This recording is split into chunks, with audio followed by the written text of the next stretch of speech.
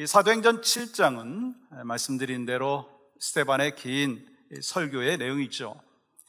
긴 설교의 내용에서 처음에는 아브라함에 대해서, 그 다음에는 요셉에 대해서, 그리고 그 다음에 모세에 대해서 말씀하셨고, 오늘 본문에서는 이스라엘 사람들, 이스라엘 백성들에 대해서 말씀을 하고 있어요.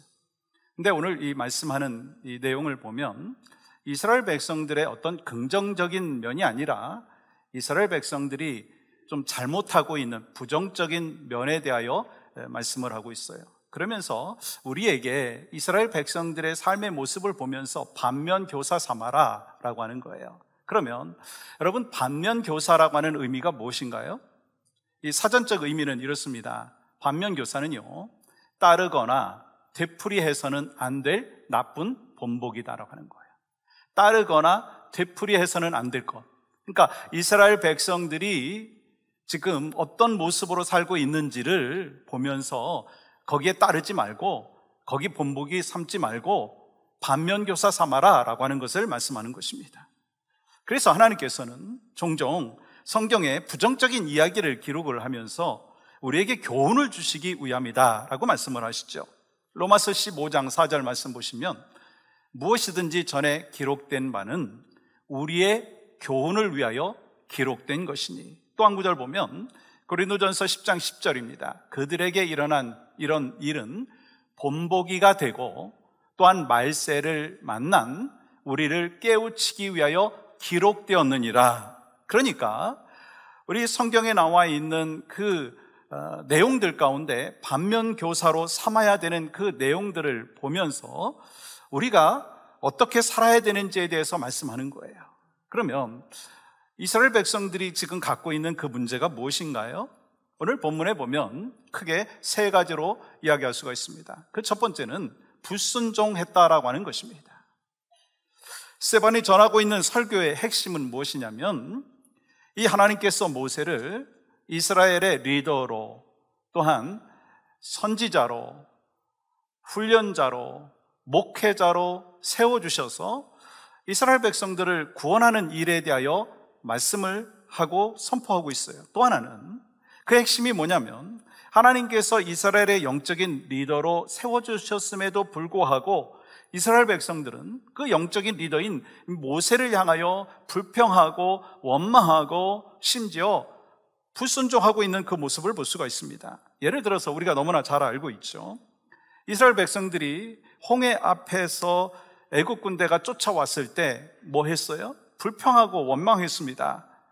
광야에서 먹을 것이 없을 때 불평하고 원망했습니다. 물이 없을 때 원망하고 불평했습니다. 모세가 시내산에서 율법을 받을 때에도 마찬가지였어요. 또한 여러분, 가나안 땅을 눈앞에 두고서도 원망하면서 뭐라고 얘기합니까? 애굽으로 돌아가자, 그렇게 이야기했어요. 아니, 하나님께서 이스라엘 백성들을 모세를 통해서 출애굽 시켜주셨고 홍해를 건너게 하여 주셨고 또 40년의 광야를 지나갔어요. 근데 이스라엘 백성들은 그 은혜를 다 잊어버렸어요. 그래서 눈앞에 닥친 그 어려움을 보면서, 눈앞에 닥친 조금의 불편함을 보면서 애굽으로 돌아가자고 얘기하고 불평하고 원망합니다. 그러니까 이스라엘 백성들은 하나님의 말씀과 하나님께서 세운 그 영적인 리더의 모세의 말에 계속해서 불순종하고 있다라고 하는 것을 말씀하는 거예요. 39절 볼까요? 이렇게 기록합니다. 우리 조상들이 모세에게 복종하지 아니하고자 하여 거절하며. 사실 여러분, 여기서 불순종은 이스라엘 백성들에게 하나님에 대한 믿음이 없다는 거예요. 왜냐하면 이 불순종과 또 불평은요, 하나님을 신뢰하지 못하고 있다라고 하는 증거이기 때문인 것입니다. 그러니까 왜 우리를 광야로 끌어내가지고 죽게 하느냐? 자신들은 애굽에서 나오기 싫었는데 모세가 막 우겨가지고 나왔다는 거예요. 자기들은 책임이 없는데 저 리더인 그 모세가 책임이 있다라고 하는 거예요. 그러면서 불평한다고 하는 그런 모습이에요. 그러면 여러분 한번 생각해 보십시오. 이런 상황 속에서 불평을 한다고 해갖고 상황이 바뀌나요? 아니에요. 오히려 자신과 주변 사람들의 마음을 상하게 하고 낙심하게 하더라고요. 그러면 우리는 어떤가라고 하는 거예요. 저는 어떻고 여러분은 어떤가라고 하는 거예요. 어떤 문제가 생길 때 가장 먼저 불평하고 원망하지 않느냐라고 하는 것입니다. 여러분, 우리가 잘 알아야 되는 게 있는데, 불평과 원망은요, 믿음이 연약한 사람들이 가장 먼저 택하는 방법이라고 하는 거예요. 근데 문제는 이 불평과 원망의 뿌리가 하나님에 대한 불신이라고 하는 것을 여러분 생각해 보십시오. 그러니까 이스라엘 백성들이 모세를 원망하는 것 같지만 누구를 결국 원망하는 거예요? 하나님 원망하는 것이고, 모세를 향하여 불평하는 것 같지만 하나님께 불평하는 거예요. 출애굽기 16장 7절 말씀은 이렇게 기록하고 있습니다. 여호와께서 너희가 자기를 향하여 원망함을 들으셨습니다. 여호와께서 너희가 하나님을 향하여 원망하셨음을 들었습니다. 여러분 한번 생각해 보십시오. 제가 질문하겠습니다. 여러분, 우리의 기도를 하나님께서 들어주신다, 들으신다, 그 사실 믿습니까? 근데 우리의 기도뿐만 아니라 성경에 보니까 원망의 소리도 들으신다라고 하는 것입니다.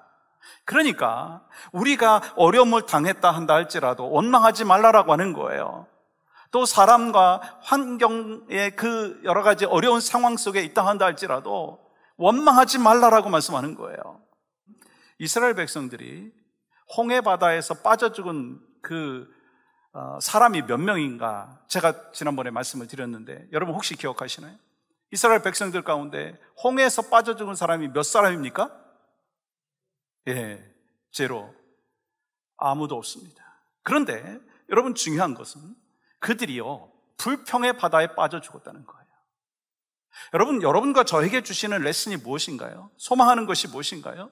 우리 모두가 불평의 바다에 빠져 죽지 않기를 원하고, 우리 모두가 불신앙의 불순종의 바다에 빠져 죽지 않기를 원합니다. 그리고 우리 주변에 있는 사람들 중에 불평의 바다에 빠져 죽어가고 있는 사람이 혹시 있다면 그들이 빠져 죽지 아니할 수 있도록 우리가 건전해야 된다는 거예요. 도와줘야 된다는 거예요.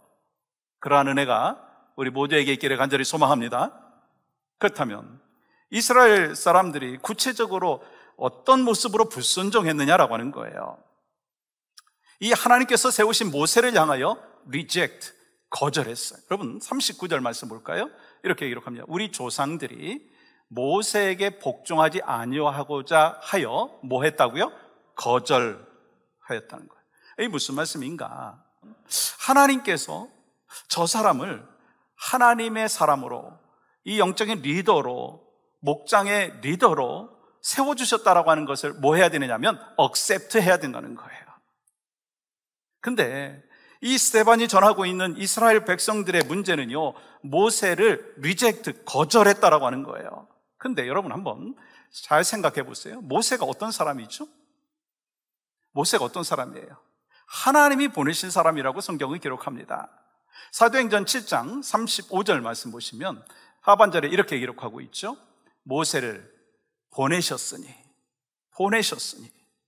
36절 말씀을 보시면 또 이 사람이 백성을 인도하여 나오게 하고 애굽과 홍해와 광야에서 40년간 기사와 표적을 행하였느니라. 이스라엘 백성들을 출애굽시켰고 애굽과 홍해와 광야에서 40년 동안 기사와 표적을 행하는 능력 있는 리더였습니다. 또한 선지자였고, 전에 모세에 대하여 말씀을 나눌 때 우리가 기억해야 될 것은 살아있는 그 하나님의 말씀을 전해준 그런 사람이었어요. 온유한 또 리더가 되었습니다. 그런데 우리가 민수기 말씀을 쭉 읽다가 보면은요, 이스라엘 백성들이 모세를 몇 번 반역을 하느냐면 10번 반역을 하는 것을 보게 됩니다. 여러분, 세상에 완벽한 조직이 있나요? 여러분, 세상에 완벽한 교회가 있나요? 세상에 완벽한 목회자가 있나요? 완벽한 사람이 없어요. 교회는요, 불완전한 사람들이 모인 곳이기 때문에 불완전할 수밖에 없어요. 좋은 점이 있고 약점도 있고 장점도 있고 단점도 있는 게 당연하다라고 하는 거예요. 여러분, 어떤 사람이든지 어떤 조직이든지 다 마찬가지입니다. 그렇다면 사람들이요, 보여지는 인격이 다른 이유가 뭘까요? 보여지는 그 성품의 다양성은 왜 그럴까요? 여러분, 그건 관점 때문이라는 거예요. 내가 장점을 볼 것인가? 단점을 볼 것인가? 긍정적인 것을 볼 것인가? 부정적인 것을 볼 것인가라고 하는 거예요. 당연히 우리가 단점만 있는 조직이나 단점만 있는 공동체라면 안 되겠지만 어느 곳이든지 100%는 없어요. 다 섞여 있어요. 그것이 바로 가정 안에서도 그렇지 않습니까? 또 목장 안에서도 그렇고 교회 공동체 안에서도 마찬가지입니다. 그렇기 때문에 장점을 볼 것인가 단점을 볼 것인가라고 하는 것이요, 우리 믿음의 차이일 수 있다는 거예요. 만약에 여러분의 입에서 불평과 원망이 터져 나온다면 점검해 봐야 될 것이 있더라고요. 그게 뭐냐면 하나님과의 관계가 내가 지금 어떤가라고 하는 것을 점검해야 된다는 거예요.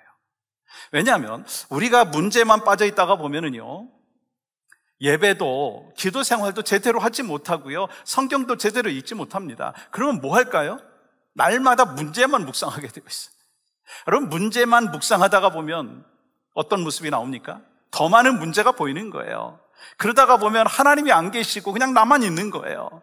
그러므로 여러분, 불평과 원망은요, 하나님의 백성다운 모습이 아니라고 하는 거예요. 그럼 하나님의 백성은 달라야 되지 않겠습니까?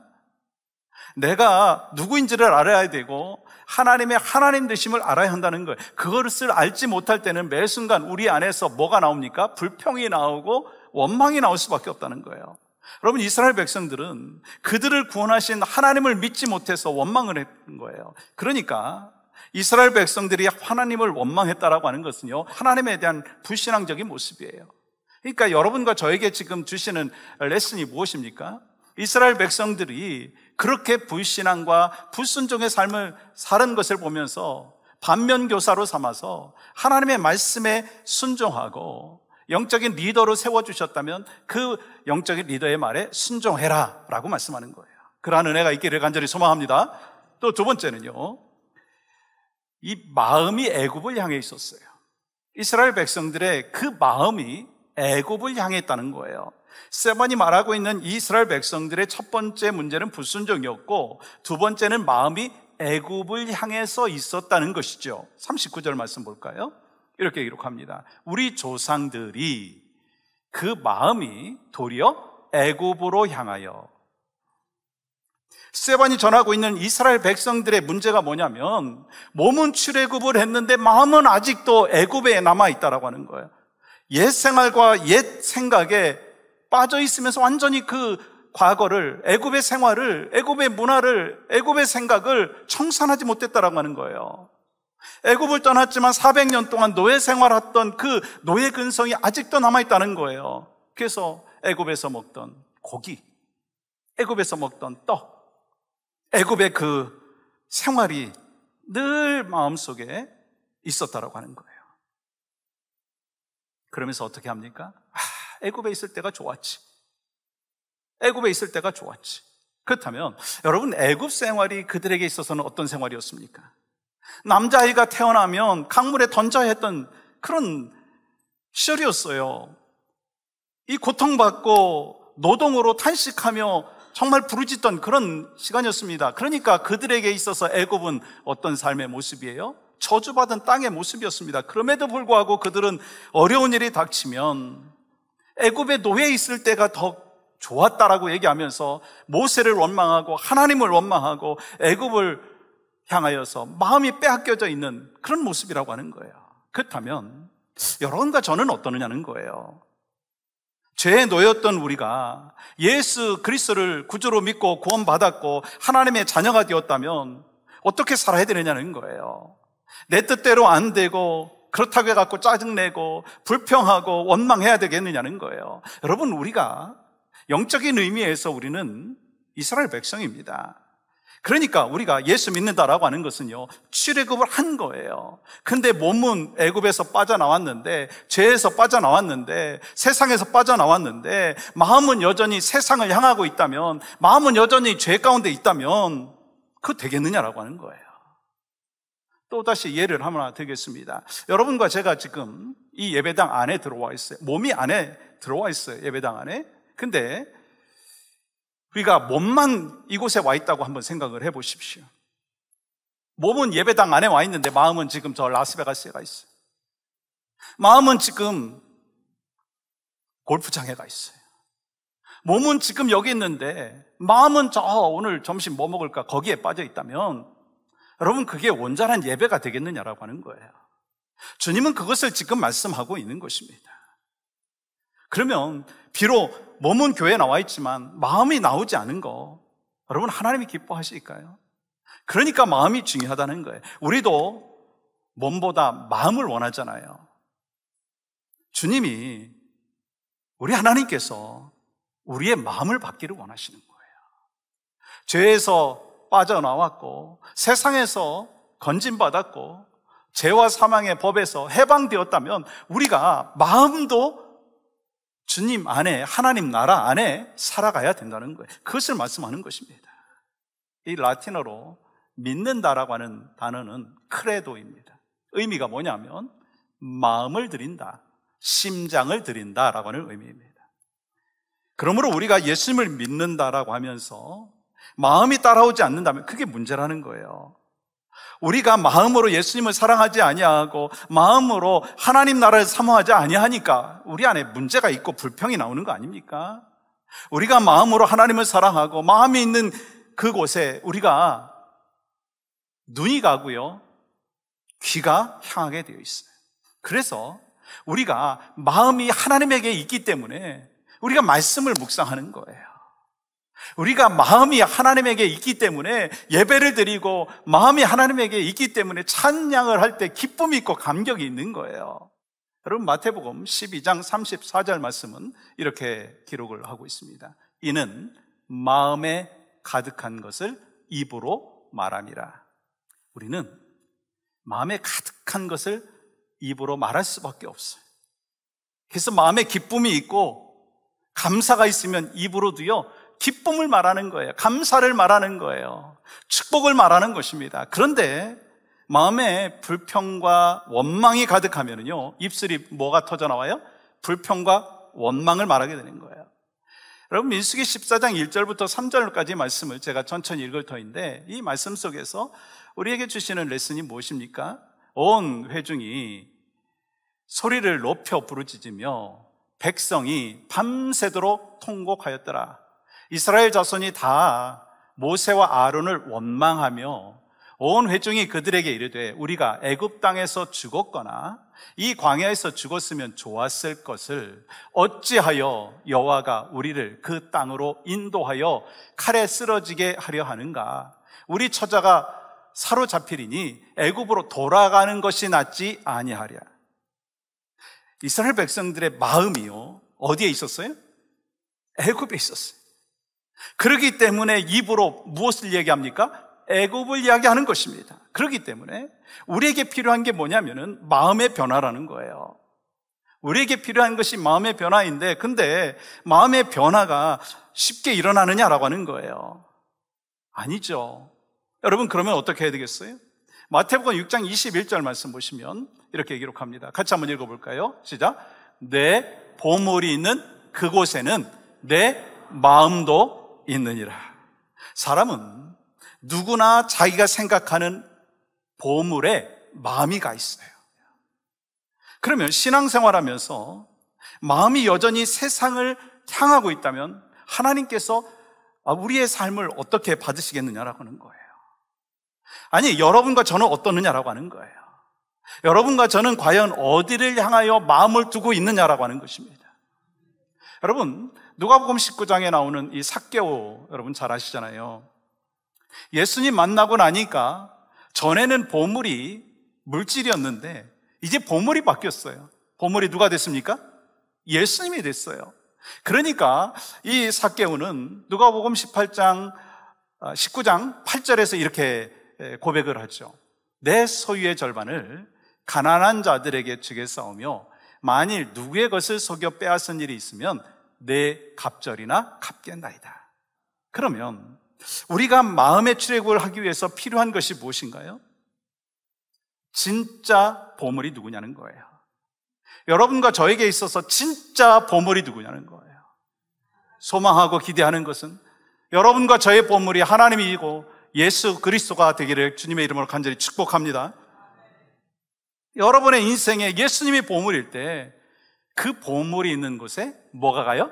마음이 가는 거예요. 여러분과 저의 인생의 보물이 예수 그리스도, 그분 한 분이 될 수 있기를 주님의 이름으로 간절히 축복합니다.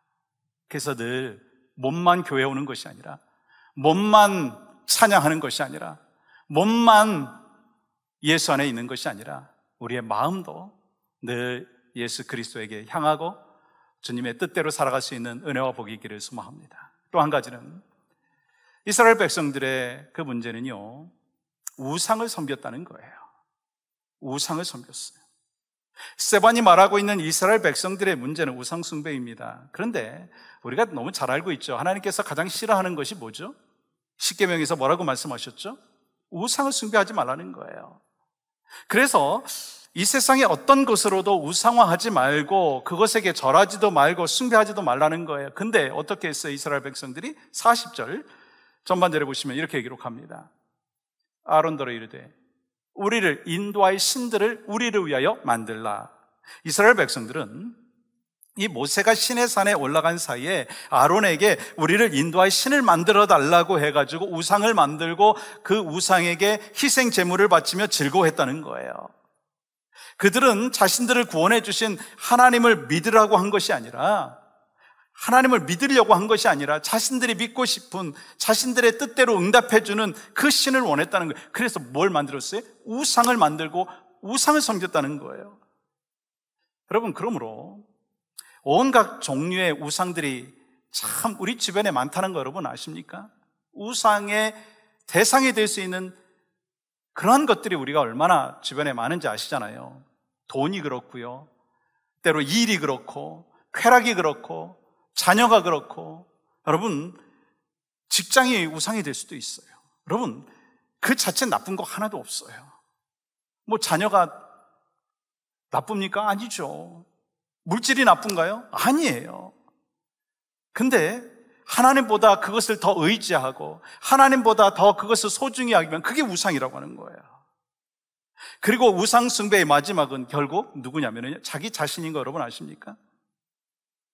그 우상 속에는요, 이기적인 자아가 있고 이기적인 자기 욕심이 있고 쾌락이 있고 야망이 있다는 거예요. 그렇기 때문에 무슨 일을 결정을 할 때 우리가 늘 기억해야 되는 게, 이게 하나님 앞에 기쁨이 되는 것인가, 아니면 나에게 유익이 되는 것인가 라고 하는 것을 분명히 생각을 해봐야 되는 거예요. 나의 유익이 아니라 어떻게 하면 하나님 앞에 기쁨이 될까라고 하는 것을 우리가 늘 생각하고 결정해야 된다는 것이죠. 여러분, 그렇기 때문에 여러분, 우상 중에서 가장 무서운 우상이 뭐냐면 자기 자신의 우상인 거예요. 자기 자신의 우상. 그러므로 우리가 신앙생활하면서 이스라엘 백성들처럼 우상을 섬길 수도 있다라고 하는 거예요. 그럼 믿음 생활하면서 가장 중요한 게 뭡니까? 믿음의 대상 아닌가요? 여러분, 믿지 않는 사람들은요, 나름대로 누군가를 믿어요.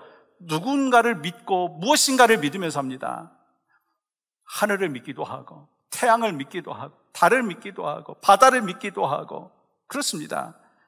그런데 믿음의 대상이 잘못되었을 때 그 자체가 우상 숭배가 된다는 거예요.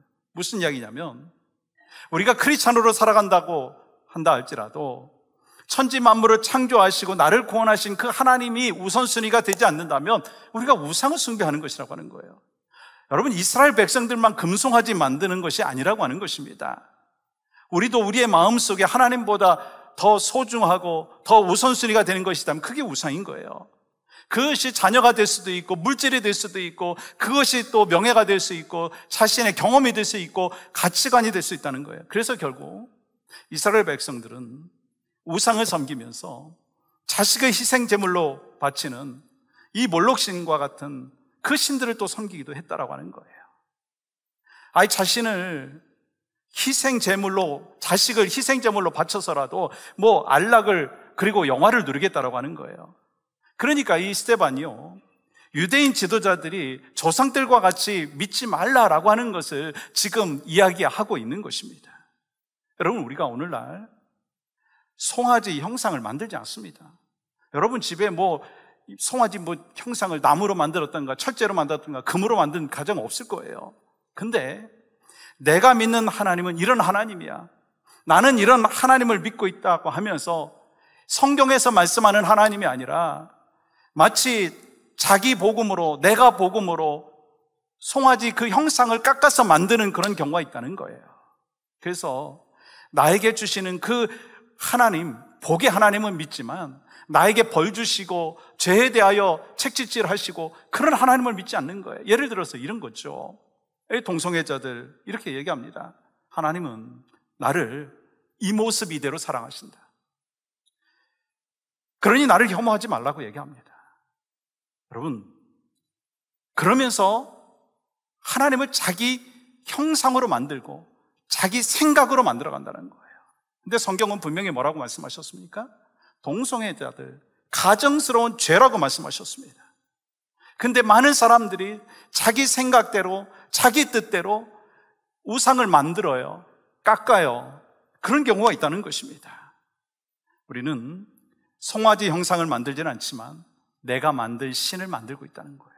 여러분, 그때 여러분, 하나님께서 이스라엘 백성들의 죄에 대하여 어떻게 벌하시는지 여러분 아십니까? 이스라엘 백성들이 이 불순종했을 때, 그리고 마음이 아직도 애굽에 와 있을 때, 우상을 숭배할 때 이 세 단계로 하나님께서 징계하시는 것을 보게 됩니다. 첫 번째는 42절 전반절에 이렇게 기록합니다. 하나님이 외면하사. 하나님께서 왜 외면하셨죠? 이스라엘 백성들이 하나님을 외면했겠다는 거예요. 그들은 하나님께 올바로 예배하지도 아니하고 하나님의 말씀과 하나님의 명령대로 살지 않았어요. 그러니까 하나님이 외면하시는 거예요. 두 번째 보시면 42절 그 중반절에 보시면 어떻게 하셨어요? 버려두셨으니. 하나님께서 심판하시는 단계 여러 가지가 있는데 첫 번째는 외면하시더니 두 번째 내버려 두신다는 거예요. 무슨 말씀인가? 하나님께서 개입하시고 징계하시는 것도 오히려 감사해야 된다는 거예요. 근데 하나님께서 이스라엘 백성들을 내버려 두신다고 말씀하시네요. 또 세 번째 단계는 뭡니까? 43절 이 하반절에 보면 밖으로 옮기리라. 하나님께서 직접 형벌로 다스리신다는 거예요. 하나님께서는요, 불순종하고 이 마음으로 출애굽하지 아니하고 세상에 있고 우상을 섬길 때 외면하시고 내버려 두시고 결국 심판하시는 거예요. 그래서 이스라엘 백성들이 망한 거예요. 그러므로 우리는 하나님의 백성으로서 이스라엘 그 사람들을 바라보면서 반면교사로 삼아야 되는 것입니다. 여러분과 저에게 주시는 영적인 레슨이 무엇입니까? 우리가 살아가는 이 세상은 광야와 같아요. 그래서 언제나 하나님의 은혜가 없으면 살아갈 수가 없습니다. 죄와 허물로 죽었던 우리를 구원하기 위하여 십자가에 못 박혀 죽으시고 그럼으로써 하나님의 사랑을 우리에게 보여주셨습니다. 그 은혜로 인하여 우리가 구속을 받았고 하나님의 자녀가 되었습니다. 그뿐만입니까? 우리가 연약함에도 불구하고 한없는 은혜로 우리를 감싸주시고 지켜주시고 계세요. 그것이 일상이 그러므로 인하여 하나님의 은혜이고 일상이 기적의 삶을 살고 있어요. 그 은혜를 깨닫고 하나님만 바라보며 살아가는 여러분과 제가 되기를 원하고 이 대강절 첫 번째 주일을 맞이하면서 여러분과 저의 마음 가운데 주님의 말씀에 순종하겠습니다.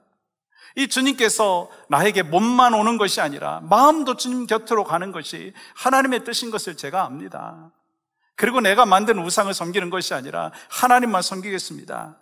그러한 은혜와 복을 이번 한 달 동안 나머지 인생 가운데 우리 모두에게 사명으로 맡겨주셨으니 그 사명대로 살아가는 여러분과 제가 되기를 간절히 소망합니다.